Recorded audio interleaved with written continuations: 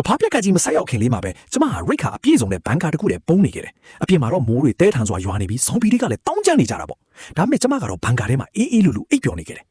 ဖြည်းဖြည်းချင်းမျက်လုံးပွင့်လာတဲ့အချိန်မှာတော့ကျမရှိမှနှင်းမုန်တိုင်းတွေလည်းမရှိကြောက်စရာကောင်းတဲ့ဇွန်ဘီတွေလည်းမရှိဘူးအဲ့ဒီစားအလွန်ရင်းနှီးနေတဲ့အခန်းတစ်ခုကျမရဲ့အရင်ဘဝကရီးစားနဲ့အတူနေခဲ့တဲ့အိတ်ခမ်းဖြစ်နေတယ်ဖုန်းကိုအမြန်စစ်ကြည့်လိုက်တော့2025ခုနှစ်ကျမတကယ်ပဲ2နှစ်နောက်ပြန်ပြီးဝင်းရင်ကူးပြောင်းရီဘွန်ခဲ့တာပဲအရင်ဘဝတုန်းကကျမရီးစားဟာတငယ်ချင်းတယောက်ရဲ့မိတ်ဆက်ပေးမှုနဲ့အားကစားလောင်းကစားတွေလုပ်ပြီးရှိသမျှအကုန်ဆုံးရှုံအကျွေးတွေပတ်လည်ဝိုင်းခဲ့တယ်ကျမကတော့ကျမရဲ့စွမ်းအားကိုတုံးပြီးသူ့ကိုပြန်ထူမှတ်ပေးဖို့စီစဉ်ခဲ့ပေမဲ့ဇွန်ဘီကဘာပြက်ကစိုက်လာတဲ့အခါမှာတော့သူကကျမကိုတတ်တန်းကုန်နေတဲ့စားစရာဘူးတဘူးတဲ့နဲ့လဲပြီးကာမကောက်လူမိုက်တယောက်စီရောင်းစားခဲ့တယ်အခုကျမပြန်ဖြစ်လာပြီဆိုတော့ဒီအခုကြီးကိုအာယူပြီးအရင်ဘဝကခံစားခဲ့ရသမျှအားလုံးကိုပြန်ပေးဆိုင်ရမယ်ဒါပေမဲ့အခုလောလောဆယ်အရေးကြီးဆုံးကတော့ကဘာပြက်ကကိုကြော်ဖြတ်နိုင်ဖို့ကိုယ်ပိုင်ခံတက်ဆောက်ပြီးရိခါစုဆောင်ဖို့ပဲဖုန်းထဲကဘဏ်အကောင့်ကိုစစ်ကြည့်လိုက်တော့ပိတ်ဆန်အများစုကရီးစားရဲ့အကျွေးတွေဆက်ဖို့တုံးလိုက်ရလို့စုငွေ6000ကျော်ပဲကျန်တော့တယ်ဒီပိတ်ဆန်နဲ့တော့ရိခါဝယ်ဖို့မလောက်ဘူးပိတ်ဆန်ဘလို့ရှာရမလဲလို့စဉ်းစားနေတော့ရီးစားဖြစ်သူကအိမ်စည်းဖက်နှက်စီးပြီးဝင်လာတယ်ဟေးနေအခုအလောက်မှရှိနေရမှာမဟုတ်ဘူးလားဘာလို့အိမ်မှာလဲကျမကမေးလိုက်တယ်ကျမခွင့်တဝက်ယူလိုက်တာဒီနေ့နေလို့မကောင်းလို့အိမ်မှာနားနေတာလို့သူကပြန်ဖြေတယ်ခွင့်ယူတယ်ဆိုတော့လာစာအဖြတ်ခံရမှာပေါ့ဟုတ်တယ်မလားသူကကျမကိုအပြစ်ရှိတယ်လို့မျိုးကြည့်ပြီးပြောတယ်နင်ကတလကို6ရက်ခွင့်ရတာပဲအဲ့ဒီခွင့်ရက်တွေမှာပါအလုပ်လုပ်ရင်လာစာပို့ရမှာမဟုတ်ဘူးလားကျမဒေါသထွက်သွားတယ်နင်ကကျမကိုအလုပ်သွားဖို့ပြောအောင်ဘာအခွင့်အရေးရှိလို့လဲနင်နေ့တိုင်းကျမကြွေးတာစားကျမတိုက်တာတောက်နေတာအိမ်လာခနဲ့မီတာခကိုကျမပေးနေတာနင်ကတော့ဘာမှမလုပ်ပဲတနေ့လုံးထီလက်မှတ်ပဲဝယ်နေတာထီလက်မှတ်ဟုတ်တာပဲကျမချက်ချင်းပဲသူ့နားကိုပြေးသွားပြီးလက်ထက်ကထီလက်မှတ်ကိုလူယူလိုက်တယ်အရင်ဘဝတုန်းကကဘာမပြတ်ခင်လေးမှာပဲသူထီလက်မှတ်ဝယ်ခဲ့တာကိုကျမမှတ်မိတယ်အဲ့ဒီလက်မှတ်ကနံပါတ်1လုံးနဲ့လွဲလို့9တန်းစုကြီးနဲ့လွဲခဲ့တာကျမထီလက်မှတ်ပေါ်ကနံပါတ်တွေကိုကြည့်ပြီးရေးလိုက်တယ်ရှင်ဝါရှိနင်အဆင်ပြေရဲ့လားကျမဘိုက်စာလို့နင်ဖုန်းသုံးပြီးအစားအစာမာလိုက်အောင်မယ်လို့သူကပြောတယ်တွားစမ်းကျမပြောလိုက်တယ်ပြီးတော့အိတ်ကိုဆွဲပြီးအိမ်ပြင်ထွက်ခဲ့တယ်ထီလက်မှတ်အရင်တွားဝယ်ဖို့ကားမောင်းထွက်ခဲ့တယ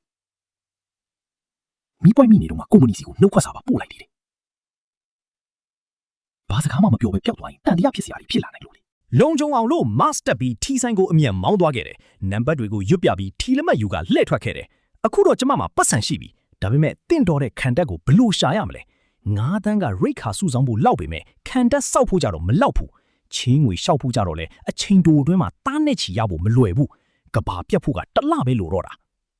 ပထမဆုံးအနေနဲ့တကဘာလုံးမှာမိုးတွေတဲထန်စွာရွာသွန်းပြီးပင်လယ်ရေမျက်နှာပြင်မြင့်တက်လာကကမ်းရိုးတန်းမြို့တွေရေမြုပ်ကုန်မယ်ပြီးတော့နျူကလ িয়ার ညစ်ညမ်းမှုတွေဖြစ်လာမယ်ညစ်ညမ်းနေတဲ့ရေနဲ့ဗီဇပြောင်းလဲနေတဲ့ပင်လယ်တပ်တော်ဝါတွေကပြည်တွင်းမြစ်တွေထဲဝင်ရောက်လာမယ်အဲ့ဒီတပ်တော်ဝါတွေကိုမတော်တဆစားမိတဲ့သူတွေကယောဂကူးစက်ခံရမယ်ကုန်တိုက်ကိုကားမောင်းသွားပြီးအဝစားစားဖို့စီစဉ်လိုက်တယ်ဒီနေ့ညပြန်ရင်ဝယ်ရမယ့်ရိတ်ခါစရင်ကိုပြင်ဆင်ရမယ်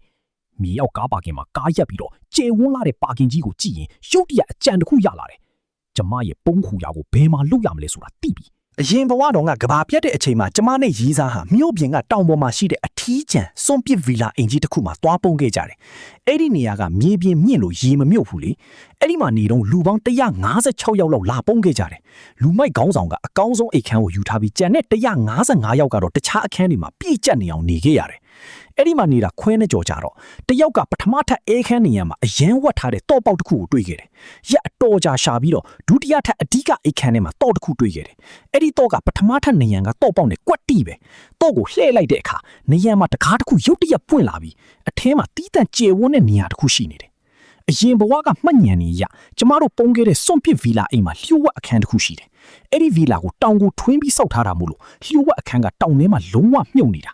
ာအဝင်ဝါကလျှို့ဝှက်တကားကိုအပြင်ကနေပိတ်လိုက်ရင်ရိုးရိုးမှန်တစ်ချက်လိုပဲမြင်ရတယ်။အပြင်ကလူကအထဲကိုမမြင်ရဘူး။ဒါပေမဲ့အထဲကနေကြည့်ရင်တော့အဲ့ဒီမှန်ကရိုးရိုးဖန်ပြားလိုပဲ။အထဲကလူကအပြင်မှာဖြစ်ပျက်နေသမျှအားလုံးကိုအတိုင်းသားမြင်ရတယ်။ဒါကတကယ့်ကိုတဘာဝကပေးတဲ့ကဘာပြက်ကပုံးခူရခံတတ်ပဲ။ဒီအကြောင်းကိုတွေးပြီးတော့ကျမအဲ့ဒီပြည့်ပြည့်စုံတဲ့ပုံးခူရကိုအရယူဖို့မစောင့်နိုင်တော့ဘူး။ဟော့ပေါ့ဆိုင်မှာစားနေရင် online ကနေချီးငွေ app အမျိုးမျိုးကိုရှာဖွေခဲ့တယ်။အခုချီးထားရင်ကဘာပြက်တဲ့အခါဘယ်သူမှအကျွေးလာတောင်းမှာမဟုတ်ဘူးလေ။ချီးငွေ app တွေအပြင်တချို့ဈေးဝယ် platform တွေကလည်း credit ပေးကြတယ်။အဲ့ဒီ credit ကိုသုံးပြီးရိတ်ခါတွေကို online ကနေဝယ်လို့ရတယ်။ကဘာပြက်ဖို့တစ်လလိုသေးတော့ online shopping ကဖြစ်နိုင်သေးတယ်